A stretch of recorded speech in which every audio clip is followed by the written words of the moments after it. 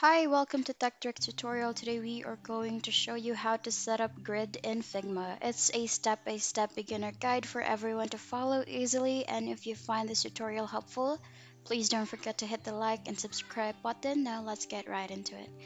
Here what you can do is you can open a new design on Figma, and here you can add a frame or a rectangle into the workspace. And as you can see here, you can actually see on the right side panel of the screen to lay out grid.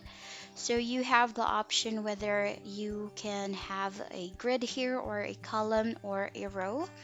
So what you can do is you can resize or edit the size of the grid that you want to incorporate into your design, or you can also click on the drop down arrow here and you can turn it into grid. So you can resize the color. For example, we want to turn it larger squares or grid, you can just switch it to 30, and you can even change the color of that as well.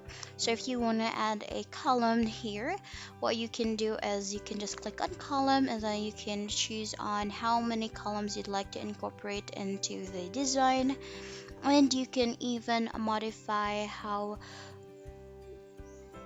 thick the margin of the layout is, and you can also modify whether you want the columns to be on center, on the left side, or the right side of the screen here. And you can even modify the gutter. The gutter is a indication, or this is another term used here to adjust on how wide the spaces in between each columns are.